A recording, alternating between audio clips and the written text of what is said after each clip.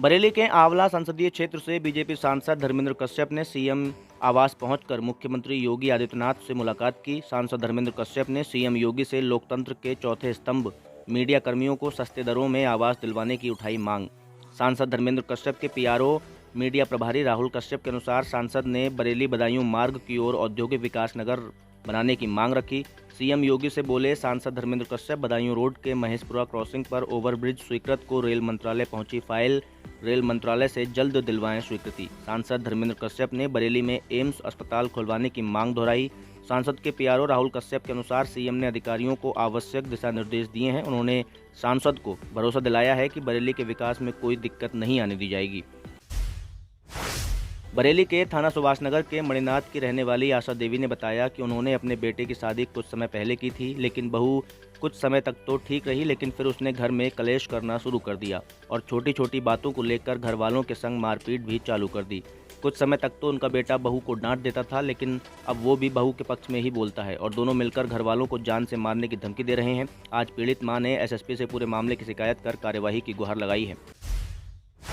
बरेली के थाना अलीगंज के रहने वाले आशीष अग्रवाल ने आज थाना बिसारतगंज में लिखित तहरीर देते हुए बताया है कि बीते दिन उनके साले और कुछ अन्य लोगों ने उनको रास्ते में घेर कर उन पर व उनके एक साथी पर आक्रमण किया। इसके साथ ही उनके साथ लूट की घटना को अंजाम दिया। जानकारी मिली है कि कुछ समय पहले आशीष की पत्नी और आशीष के बीच कुछ बातों को लेकर विवाद हुआ था, जिसके चलते ससुराल पक्ष के लोग उनसे रंजिश मान रहे हैं। वहीं इस मामले में दूसरे पक्ष से संपर्क साधने की कोशिश की गई, लेकिन उनसे संपर्क नहीं हो पाया है।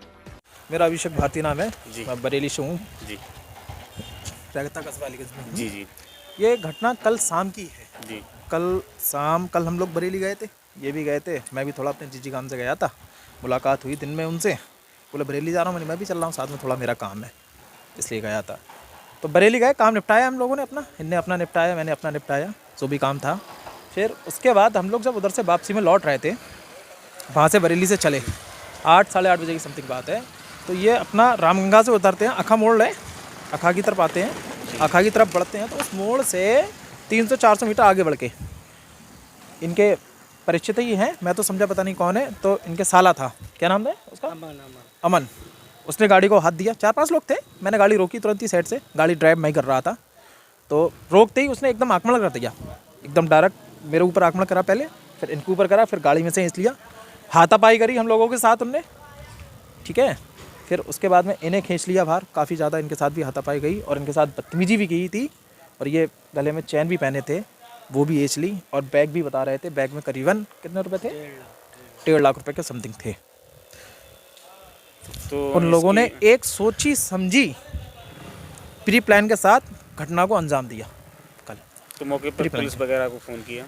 मौके पर पुलिस को तो फ़ोन नहीं किया, बाकी तुरंत ही वहाँ से हम लोग चले। फिर वहाँ से चलने के बाद सीधा हम थाना, यहाँ थाना बिसारतगंज लगता है, थाना बिसारतगंज है, प्रार्थना पत्र हमने थाने में दे रखा है और बाकी जांच चल रही है रात्रि।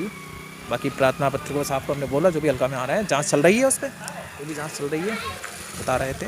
क्या नाम है? आशीष अग्रवाल। जी, क्या है मामला? मामला यही है कि कल हम बरेली गए थे दुकान के काम से, जी तो लौट रहे थे, तो अखा मोड़ की तरफ तो 2 मोटरसाइकिलों ने रास्ता रोक लिया आगे जाके। तो गाड़ी एक तो बच गई बहुत टकराने से ही, जी तभी उसमें हमने पहचान लिया, 2 तो हमारे रिलेशन में ही थे, साला और ससुर थे हमारे, और 3 लोग अजनबी थे, उन्हें तो हम जानते नहीं हैं। तो उन्होंने मारपीट की, जान से मारने की धमकी दी, और हमारे हाथ में बैग था वो छीन लिया और चैन हमारी निकलवा ली। हमने इसकी जानकारी फिर थाना बिसारतगंज में लिखित पूर्वक भी दे रखी है। वो लोग कह रहे हैं कि जांच करेंगे इस पे, तो कार्रवाई आगे होगी। थाना बिसारतगंज में प्रार्थना पत्र दिया है? हाँ जी जी जी, कब दिया था? कल रात को ही दिया था। हमने करीबन 10 बजे क्या के करीब। आश्वासन मिला है? ये कहा है कि जांच चल रही है उस पर, तो बताएंगे आगे। बरेली में किन्नरों ने अपनी कार के ड्राइवर का प्राइवेट पार्ट काट दिया और उसे सड़क के किनारे घायल अवस्था में छोड़कर फरार हो गए। पता चलने पर घायल को इलाज के लिए जिला अस्पताल में भर्ती कराया गया है। इज्जतनगर थाना क्षेत्र के गांव नगरिया कला निवासी एक युवक को इलाज के लिए जिला अस्पताल में भर्ती कराया गया, जहां उसने बताया कि वो बिसारतगंज के रहने वाले किन्नर माया और टंटन की कार चलाता था और 6 दिन पहले वो माया और टंटन के बुलाने पर वो कार चलाने गया था, जहाँ पर दोनों किन्नरों ने एक मकान के कमरे में बिठाकर उसको पीने के लिए चाय दी। चाय पीने के बाद वो बेहोश हो गया।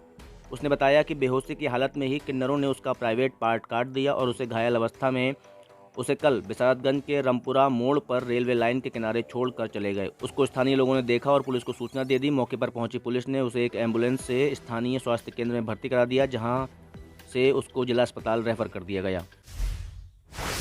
कल की लीला में विश्वामित्र आगमन की कथा का मंचन हुआ था, जिसमें विश्वामित्र ने राजा दशरथ जी के समक्ष कहा कि जब भी वो यज्ञ करते हैं तो उनकी यज्ञ वेदी पर रुधिर मांस फेंककर मारीच और सुबाहु नामक दो राक्षस विघ्न उत्पन्न करते हैं।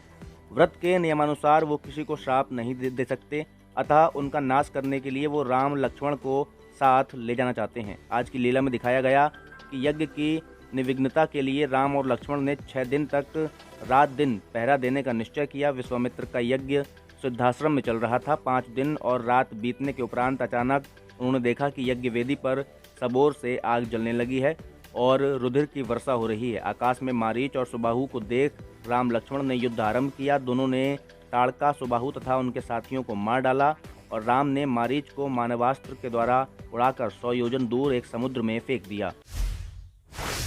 आज श्री शिरडी साईं सर्वदेव मंदिर श्यामतगंज में फाल्गुन शुक्ल पक्ष की 11 आंवला एकादशी को श्याम बाबा का अद्भुत और दिव्य श्रृंगार किया गया। मंदिर के महंत पंडित सुशील पाठक ने जानकारी देते हुए बताया कि आज की श्रृंगार सेवा अशोक कुमार सक्सेना, ममता शर्मा, भावना मूलचंदानी की तरफ से की गई तथा सुबह 10 निशान यात्रा श्री शिरडी साईं सर्वदेव मंदिर श्यामतगंज से आनंद आश्रम होते हुए रामपुर बाग होते हुए कालीबाड़ी से श्यामतगंज चौराहे से श्री शिरडी साईं सर्वदेव मंदिर श्यामतगंज वापस मंदिर परिसर में विश्राम हुई। श्याम गुणगान के बाद आए भक्तों को हलवे के प्रसाद की व्यवस्था अन्नू जायसवाल की ओर से की गई थी तथा दीनानाथ लस्सी, शोभित श्रीवास्तव, यादव प्रजापति, दीपांशु गुप्ता आदि भक्तों ने अलग अलग 56 भोग अर्पित किए।